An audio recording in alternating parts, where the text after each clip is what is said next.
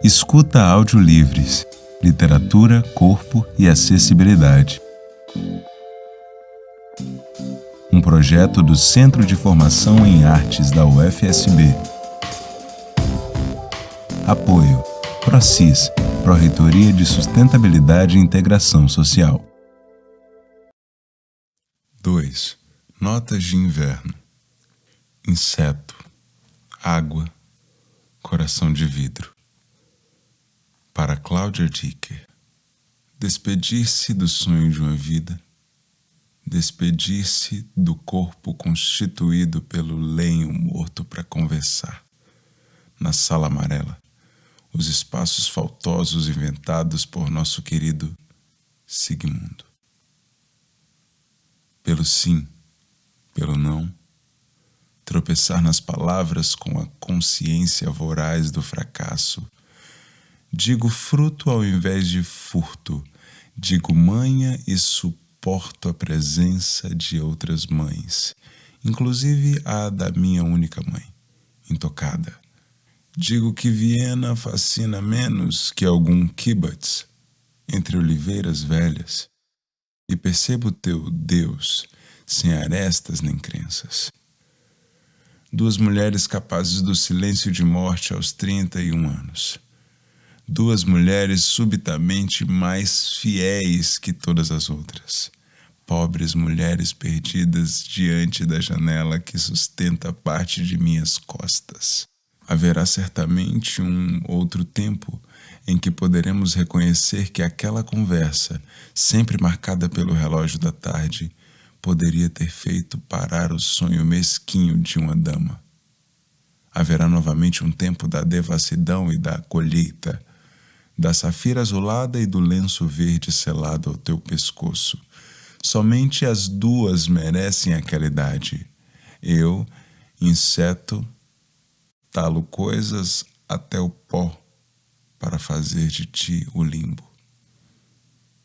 31 de maio, 13 de junho. Acrobata de minha perfídia, escolhi a ti para velarmos o horror de nenhum abandono. Escolhi a ti, pássaro do medo, para selarmos o inominável e a dor imerecida de um único pressentimento que se repete a cada instante. Digo furto e calo-me 3 vezes. Ela, inseto, coração vítreo, procura os anéis de 2 prostitutas sentadas na beira de uma calçada. O dia é frio e a neblina ainda cobre partes do vale.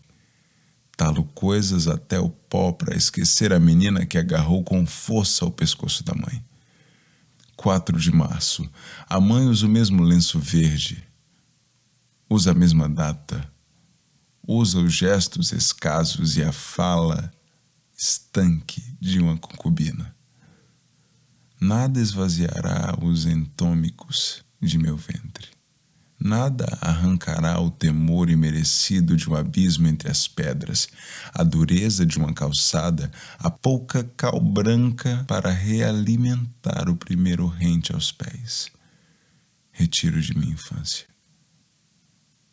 As mulheres respiram aliviadas. Perderam a idade.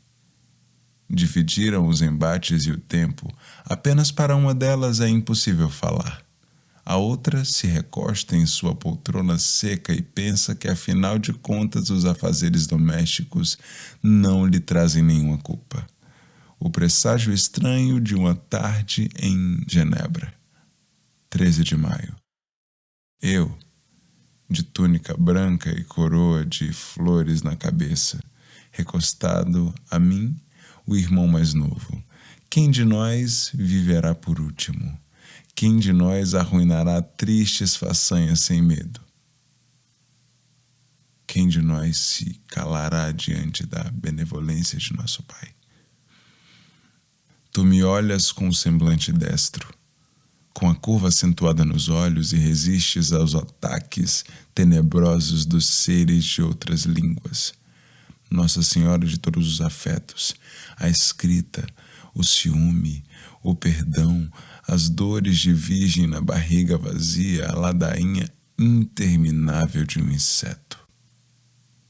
Tu escolheste o caminho do acaso. Façamos com que eu saia antes da última palavra de Ave Maria. A pedra que enche de brilho o olhar de nossa mãe, a safira, ela usará depois do dia de amanhã. O anel pálido e o colar úmido que foram doados a cada uma de minhas irmãs. A minha herança teria sido o quadro queimado nos porões da velha casa. Assim, sem ela e sem sonho, prefiro recuperar palavras gravadas na beira de qualquer penhasco, recuperar com desdém as asas iguais de meu relato infinito. Tálamo azulado da distância, a tua presença sustenta as gracinhas obscuras de meus avós, as brigas sorrateiras de 5 meninos magros, as amoras perdidas no chão da terra vermelha. Não se pode culpar a criança muito nova pela falta extensa de um batismo. Não podemos permitir que aquele choro, laminado como a haste do pinheiro, perca-se nas muralhas elevadas de uma mãe desatenta. Claudicante como ela, jamais abririas o cano de ferro que liga o fogão ao abismo do gás. Inerte como a outra, soubeste atravessar 31 dos anos, muito embora conhecêssemos com zelo o nosso destino.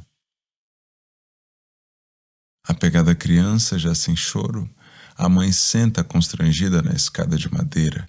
Minha alma sem pecados não encontrará nem mesmo o céu de oliveiras velhas.